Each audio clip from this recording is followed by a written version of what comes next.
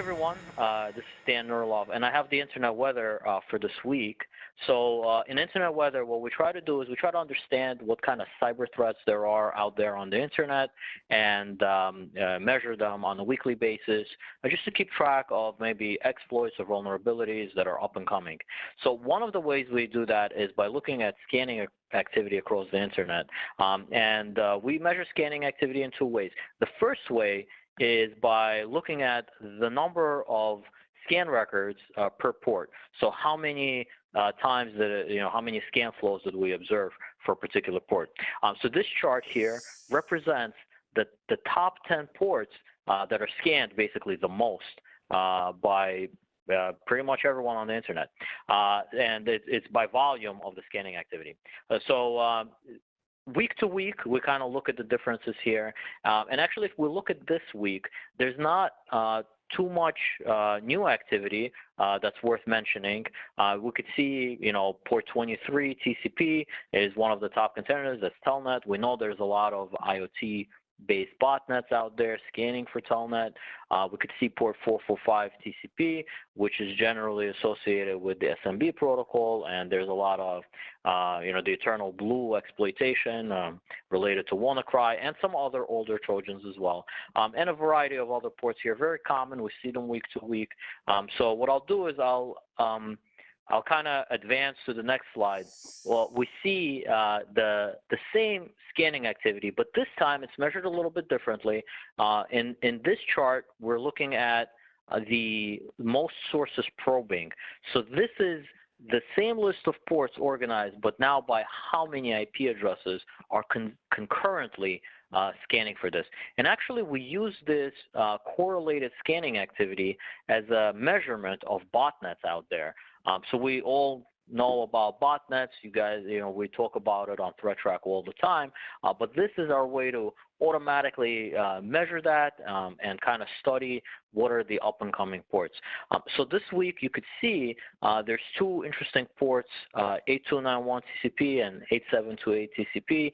They've moved up quite significantly from last week in terms of the amount of scan records or scan flows that we detect based on the number of IP addresses doing it all at once. And I was just curious, George Bindu, are you familiar with these ports? Yeah, 8291 rings a bell to Mikrotik, right? Yes, that's exactly right. They always make their way to the top somehow. Exactly. Yes, in one way or another, these definitely are always in the top, and they're definitely worth speaking about. Whereas the other ports, they're pretty generic, like port 22 TCP, that's SSH, and we see a lot of brute forcing activity there from a lot of different adversaries.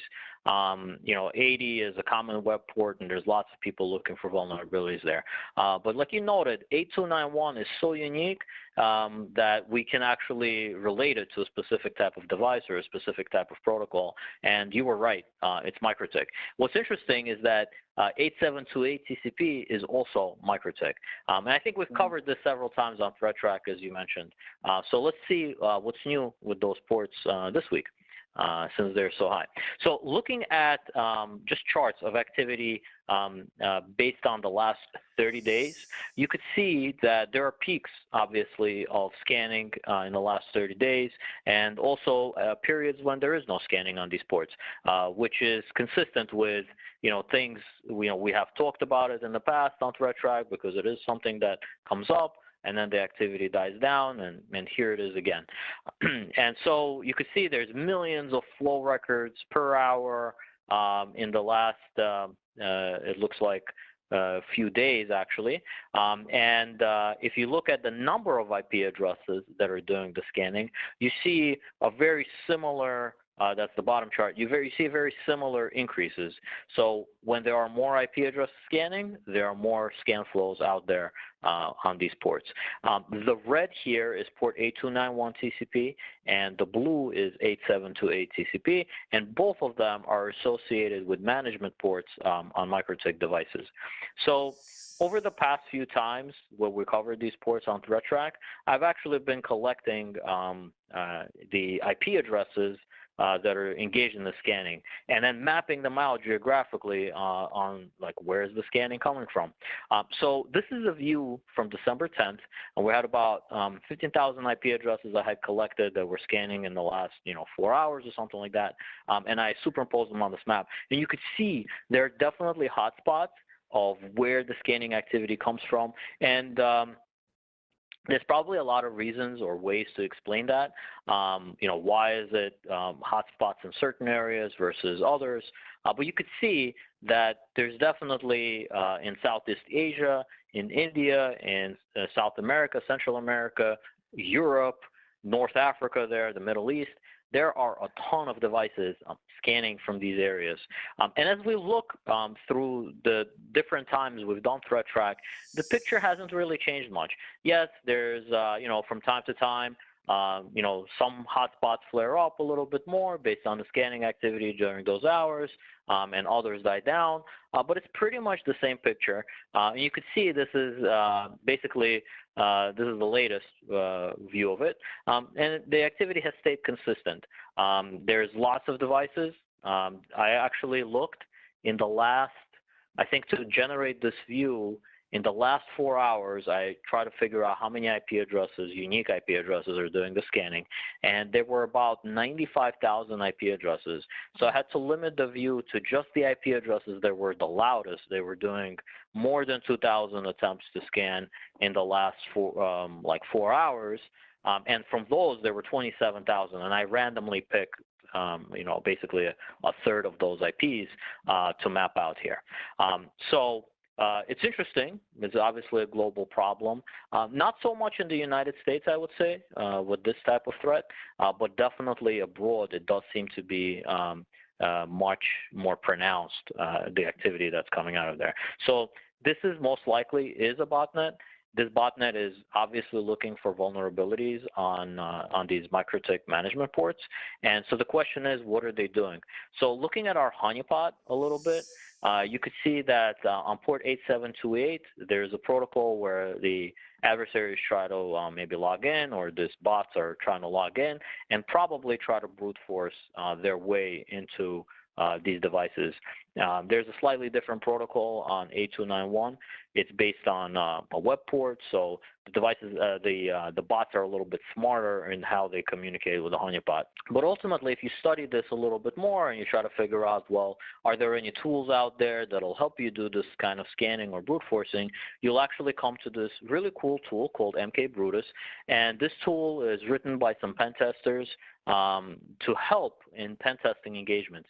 And I'm pretty sure, I'm not saying this is the tool that is responsible for this activity, but this is actually an example of how adversaries can do the same thing. And I believe, the adversaries have figured out something similar and are now basically scanning the internet, looking for more of these devices that are compromised.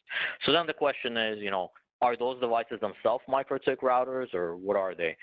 And we can actually use Shodan for that. So Shodan is a site, it scans pretty much every IP address on the internet, with some exclusions, of course, and it tries to look for common ports that are open on devices, and then just records them in a big giant database and try to keep it up to date as much as possible. It's actually much more pronounced than that, I'm sure. So what did I do? So I took 50 from these 10,000 IP addresses, I took 50 random IPs, and I just looked them up in Shodan. I said, hey, Shodan, what do you have for this IP address? What ports is it open on? To hopefully help me figure out what kind of device this might be.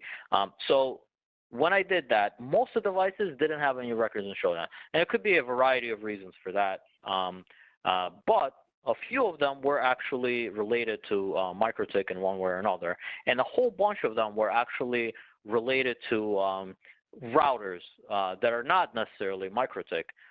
It could be like a DVR or just another router, like maybe a D-Link or something like that. So that I found that to be interesting. Now, of course, you should expect to see like, most of the stuff that you find in Shodan should be a router, actually, because, most people connect to the internet through a router. right? So you should see that a lot, but the fact that these management ports are open actually leaves these devices open to vulnerability, brute force attack, and you could see these are some of the common ports that were open on 50 of these devices, and I imagine, the rest of these devices probably, if I was going to do, 500 or 1,000 of these devices, if I randomly picked them, I'm sure that the pie chart would look very similar.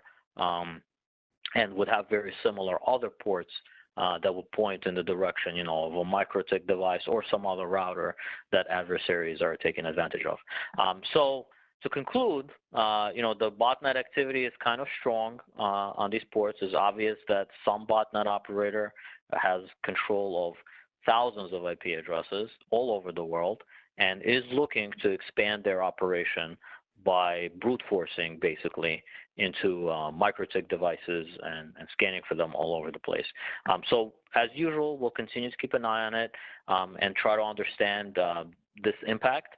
But yeah, do you guys have any questions? Yeah, so Stan, not necessarily related to Mikrotik, but I was intrigued when you showed me that Eternal Blue is still, one of, the activity that you're still seeing. So WannaCry is now, years, old, right? But we're still seeing this vulnerability fairly open.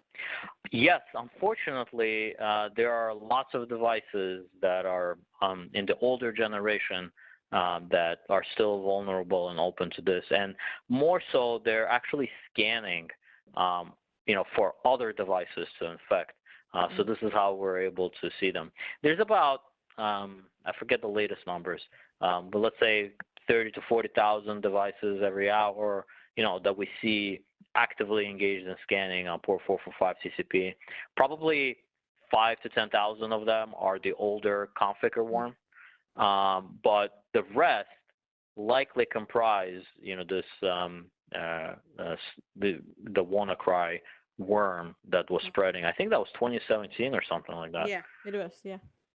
So, that caught my attention because I'm thinking, we've spoken about this port and, this activity for a while, and it's still there. And given, the current, influx of newer machines going to be out there with, outdated operating systems not patched, we're probably going to see an uptick in this area.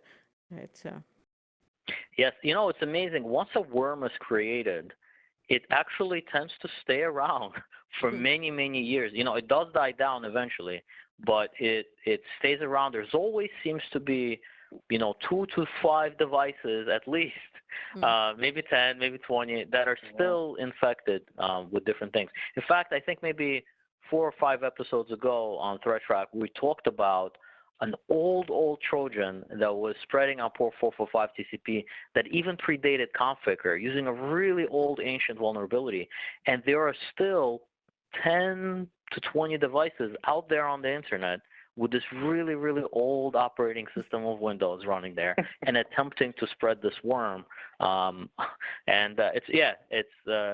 It's pretty amazing. Once the adversaries kind of automate this stuff and put it out there, it tends to live for a little while.